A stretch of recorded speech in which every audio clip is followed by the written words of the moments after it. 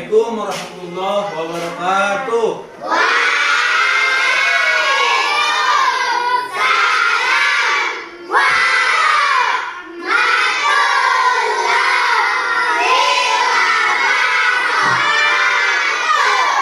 Selamat pagi anak-anak.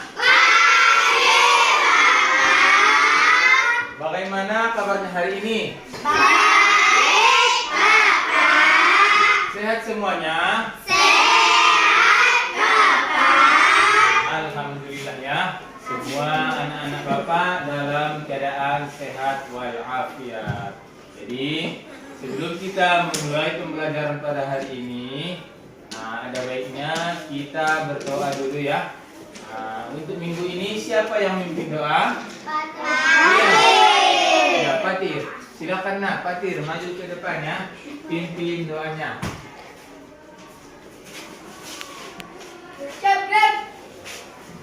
Sebelum kita mulai belajar masuk ke doa dimulai.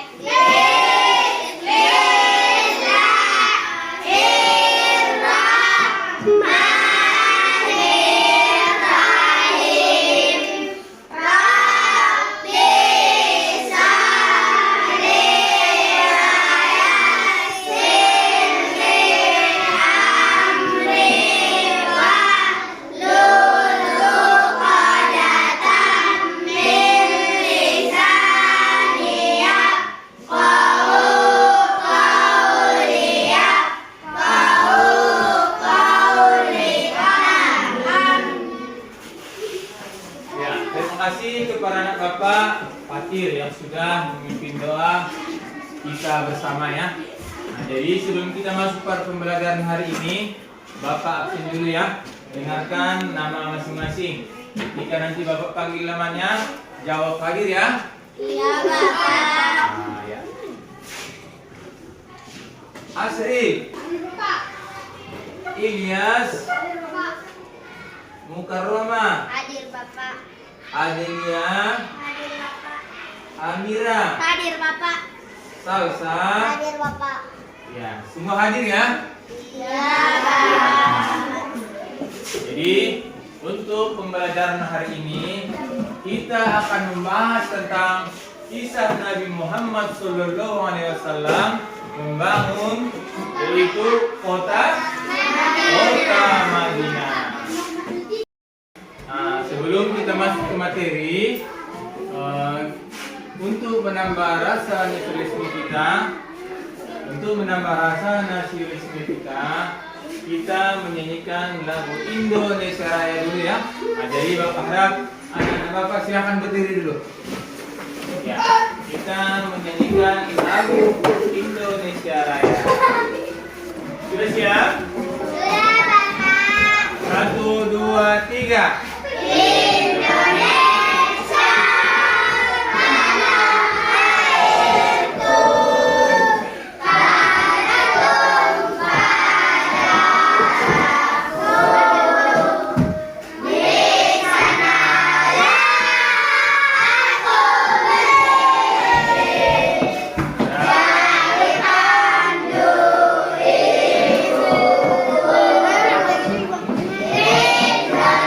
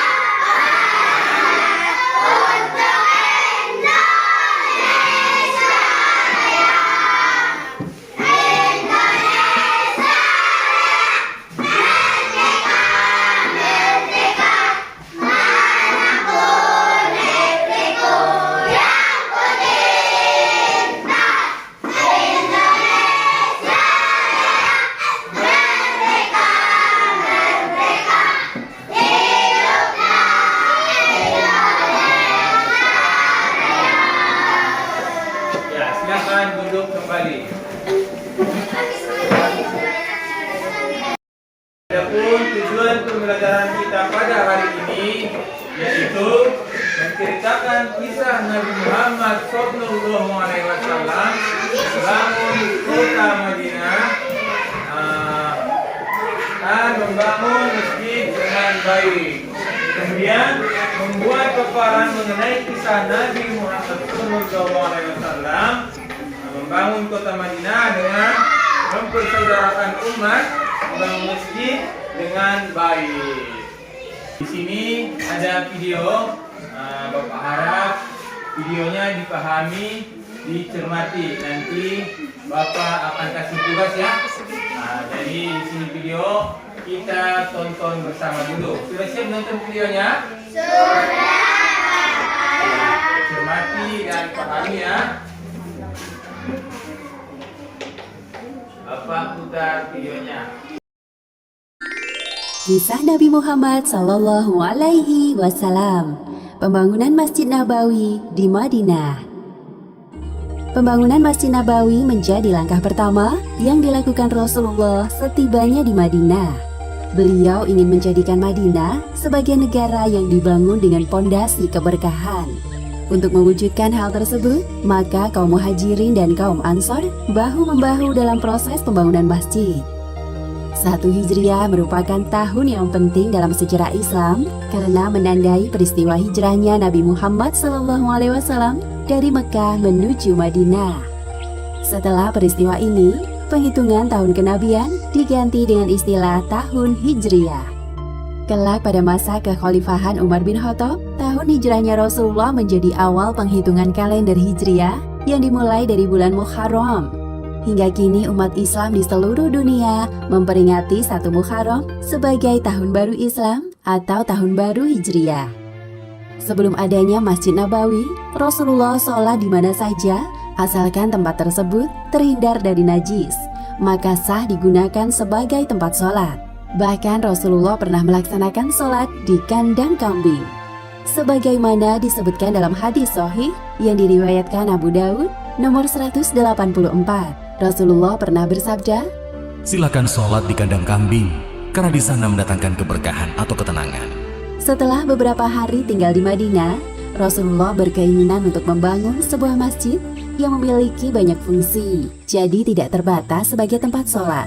Namun, masjid tersebut bisa digunakan sebagai markas dakwah Islam di Madinah. Atas petunjuk dari Allah Subhanahu wa Ta'ala, unta yang dikendarai oleh Rasulullah menunjukkan lokasi tempat pembangunan Masjid Nabawi. Unta tersebut berhenti tepat di depan pekarangan rumah Abu Ayyub. Kemudian Rasulullah mencari pemilik tanah, lokasi akan dibangunnya Masjid Nabawi. Ternyata tanah tersebut milik Suhail dan Sahil, 2 anak yatim yang dirawat oleh As'ad bin Zurarah. "Apakah kalian berdua pemilik tanah ini? Aku ingin membelinya untuk lokasi pembangunan masjid." Anda tidak perlu membelinya, wahai Rasul. Kami akan memberikan tanah ini kepada Anda dengan senang hati.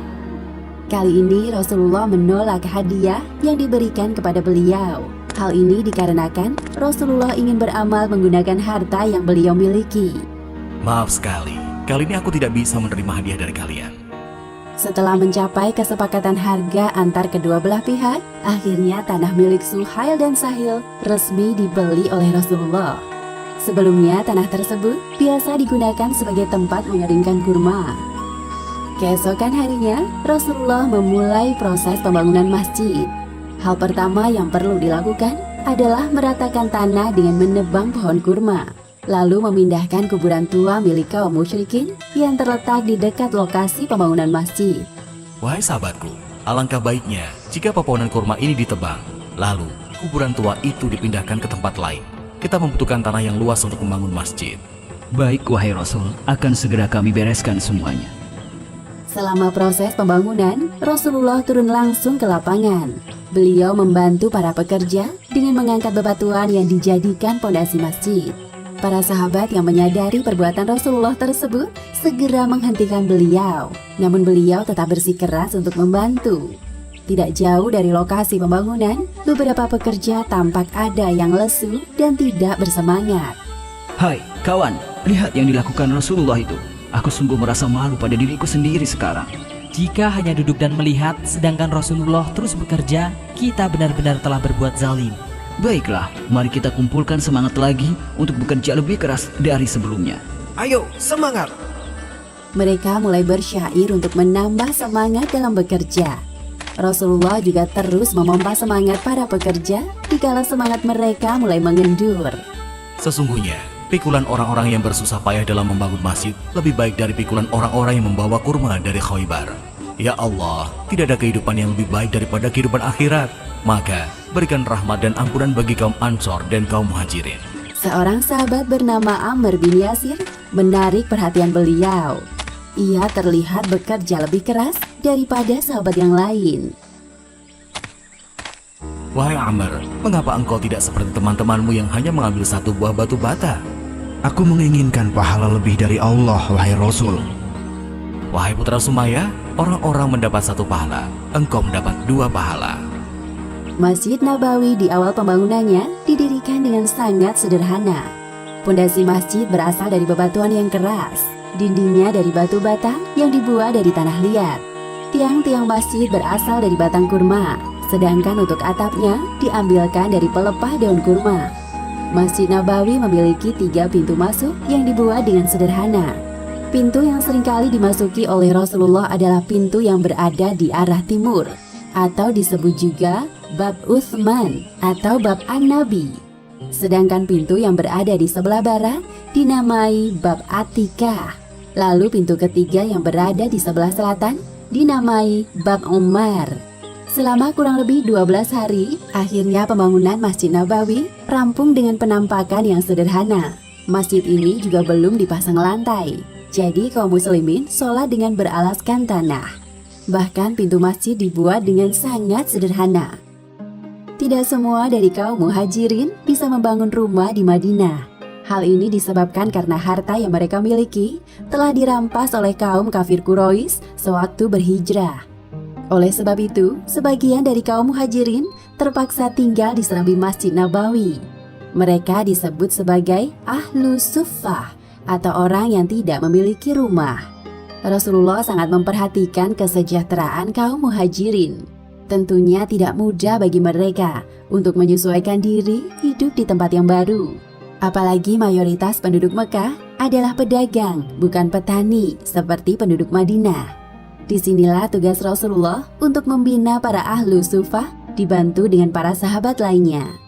Tidak hanya menampung para ahlu sufah, Masjid Nabawi juga berfungsi sebagai tempat berdiskusi antar sahabat, arena latihan bela negara, tempat pengobatan orang sakit, bahkan sebagai tempat tahanan. Setelah Masjid Nabawi berdiri, Rasulullah membangun ruangan sebagai tempat tinggal istri-istri beliau. Letaknya di perkampungan Bani An-Najjar yang bersebelahan dengan Masjid Nabawi.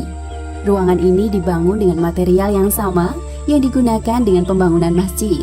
Meskipun ruangan dibangun dengan sangat sederhana, Saudah dan Aisyah tidak mengeluh sedikit pun kepada Rasulullah. Mereka belajar dari Rasulullah untuk hidup sederhana di dunia yang akan mereka tinggalkan. Demikianlah akhir kisah pembangunan Masjid Nabawi di Madinah. Hikmah yang dapat kita ambil dari kisah ini, pertama, hendaknya kita berlomba-lomba dalam beribadah, beramal solih, dan bekerja dengan niat mencari keridhaan Allah. Dan kedua, barang siapa yang membangun masjid di dunia, meskipun kecil, maka Allah akan membangunkan untuknya rumah di surga. Wallahu a'lam bishawab.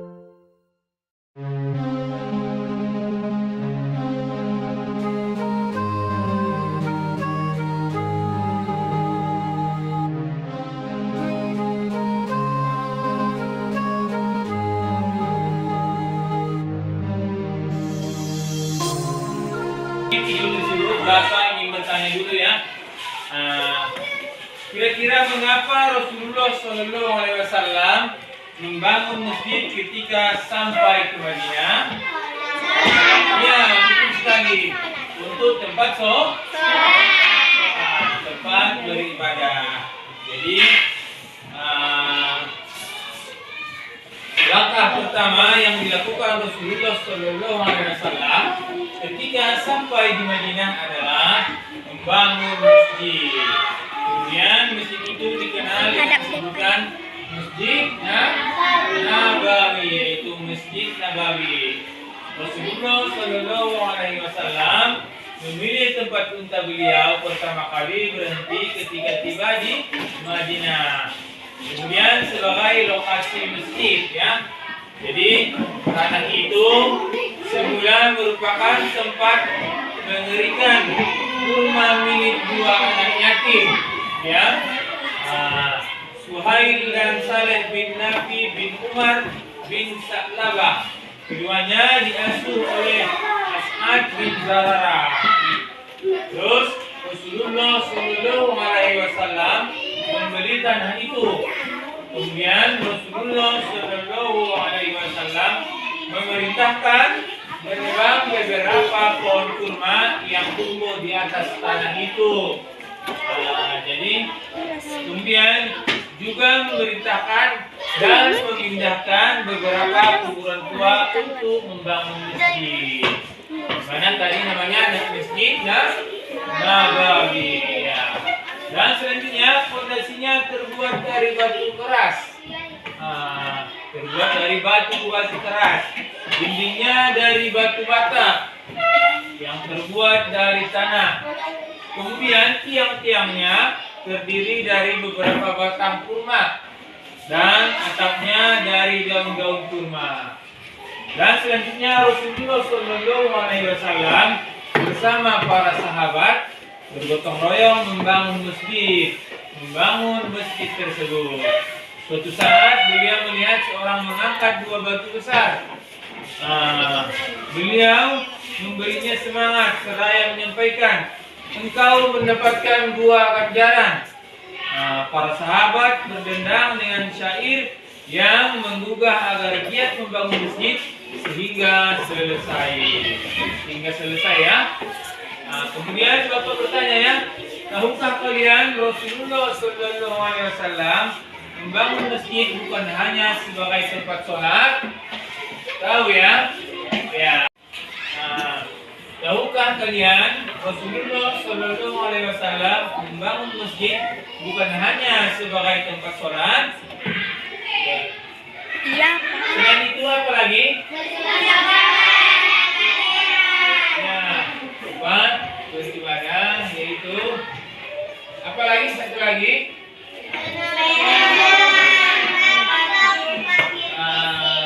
Tempat untuk bermusyawarah, latihan bela negara dan pengobatan.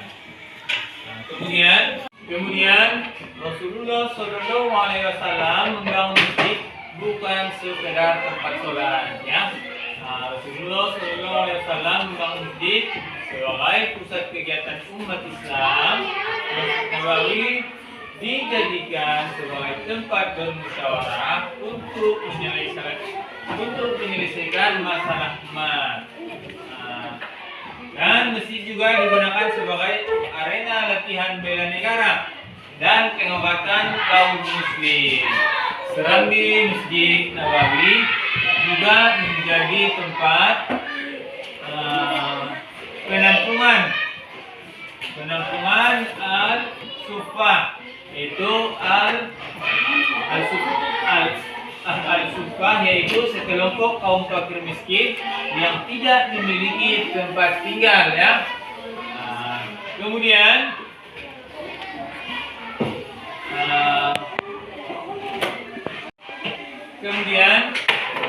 di masjid inilah kaum muslimin dibina dan dididik oleh Rasulullah Shallallahu Alaihi Wasallam. Ya, di samping masjid dibangun pula rumah untuk Rasulullah Shallallahu Alaihi Wasallam. Bahan-bahan bangunannya pun sangat sederhana. Dan rumah ini semula hanya memiliki satu kamar, ya. Hanya memiliki satu kamar untuk istri Nabi Muhammad, yakni Saudah. Nabi Shallallahu Alaihi Wasallam baru pindah ke rumah beliau ini setelah 7 bulan tinggal di rumah Abu Ayyub Al-Ansari. Di sini Bapak dari KPD, ya. Jadi sebelum Bapak membagi KPD, Bapak bagi tugas kelompok dulu, ya. Kita bagi kelompok dulu. Untuk kelompok pertama Dapa, Fatir, dan kawan-kawan. Kemudian kelompok 2, Amira, Salsa, dan kawan-kawan. Kelompok 3, Mukarramah, Adelia ya. Kelompok 4, Asril, Ali, dan Fitra. Jadi di sini Bapak ada LKPD akan Bapak bagikan untuk tiap-tiap kelompok. Kelompok pertama, kelompok kedua, untuk kelompok ketiga, untuk kelompok keempat ya. Jadi Bapak kasih waktu dengan 15 menit ya untuk mengerjakan tugas-tugas tiap kelompok. Nanti setelah selesai mengerjakan tugas kelompok untuk tiap-tiap kelompok supaya mempresentasikan tugas kelompok masing-masing ke depan. Bisa dimulai? Bisa, Pak. Ya, mulai dari sekarang ya, 15 menit. Silakan dikerjakan.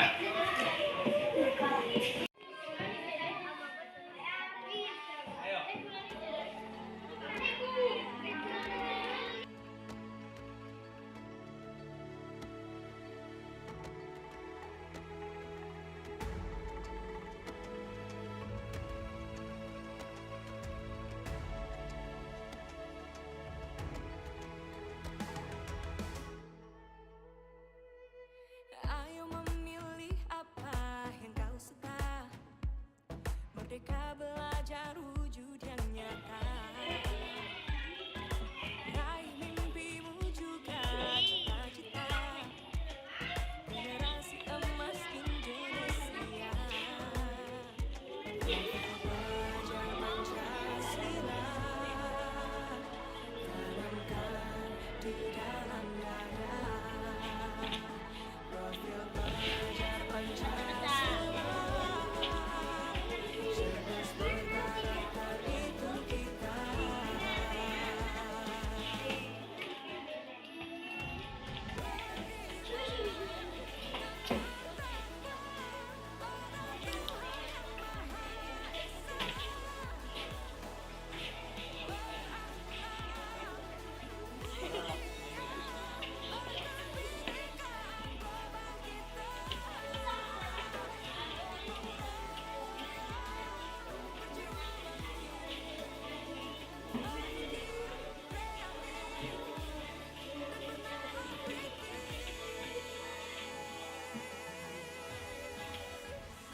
Perbedaan bukan suatu halangan.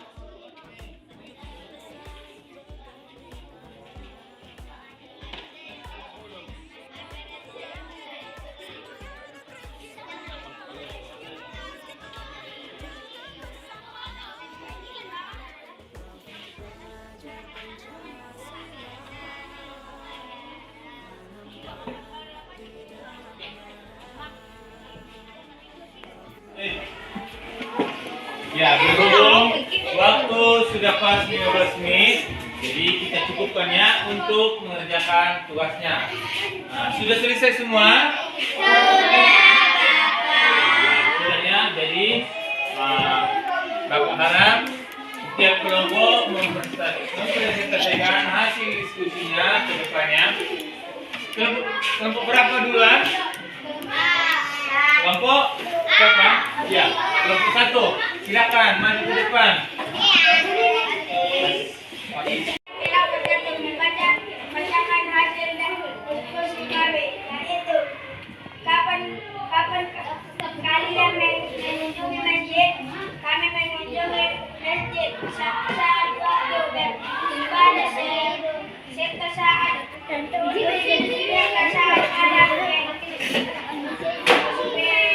perayaan hari-hari besar Islam, sholat,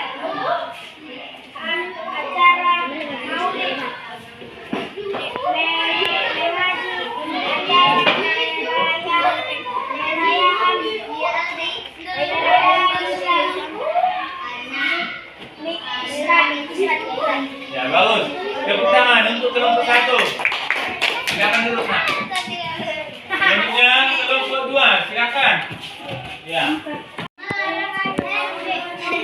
Ayam.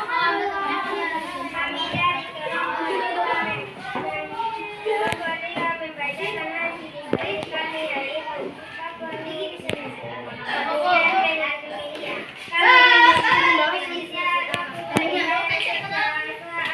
ada perayaan hari raya kegiatan yang bisa dilakukan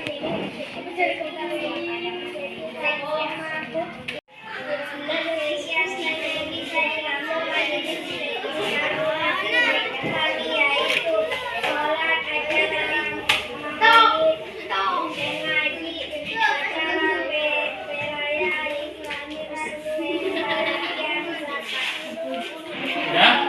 Ya, kasih tepuk tangan untuk kelompoknya. Nah, sampai di sini ada kira-kira yang ingin bertanya? Tidak, Bapak. Berarti sudah ya, sudah pas ya.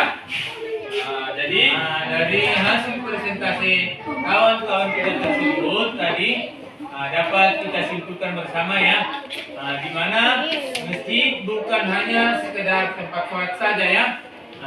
Jadi masjid sebagai pusat kegiatan umat Islam. Kemudian ada juga yang menggunakan yaitu sebagai tempat bermusyawarah untuk menyelesaikan masalah umat. Kemudian masjid juga digunakan sebagai arena latihan bela negara. Boleh juga tempat pengobatan atau pengobatan orang muslim ya. Dapat kita simpulkan bersama ya, yaitu kisah Nabi Muhammad SAW membangun kota Madinah. Di mana langkah yang pertama dilakukan Rasulullah SAW ketika sampai di Madinah adalah membangun masjid. Kemudian masjid itu dikenal dengan sebuah sebutan Masjid Nabawi ya, dikenal dengan sebutan Masjid Nabawi. Kemudian Rasulullah SAW memilih tempat unta beliau pertama kali berhenti ketika tiba di Madinah sebagai lokasi masjid. Kemudian tanah itu semula merupakan tempat tiba di Madinah. Kemudian tanah itu semula merupakan tempat mengerikan kurma milik dua anak yatim, di mana dua anak yatim tersebut Suhail dan Sahel bin Rafid bin Umar bin Sa'labah, keduanya diasuh oleh As'ad bin Zararah. Rasulullah SAW membeli tanah itu dan Rasulullah memerintahkan menebang beberapa pohon kurma yang tumbuh di atas tanah itu. Juga memerintahkan memindahkan beberapa kuburan tua untuk membangun masjid. Nah, cara pembangunannya bagaimana? Secara bergotong royong. Pembangunannya melalui bergotong royong. Jadi di sini Bapak akan memberikan tugas ya, tugas kelompok, tugas di rumah ya. Untuk kelompoknya tetap kelompok yang ini saja ya. Yang pertama, wawancara dengan pengurus masjid sekitar rumahmu tentang fungsi masjid ya. Kemudian untuk yang kedua, buatlah laporan sederhana hasil wawancara dan presentasikanlah di depan kelas. Jadi tugas ini supaya dibawa untuk minggu depannya. Kira-kira bisa dipahami? Bisa, Bapak. Jadi mungkin cukup sekian pembelajaran kita pada hari ini ya. Semoga bermanfaat dan berguna bagi anak-anak Bapak semua. Cukup sekian ya. Sebelum kita mengakhiri pembelajaran pada hari ini, kita ucapkan dulu dengan bacaan hamdalah, yakni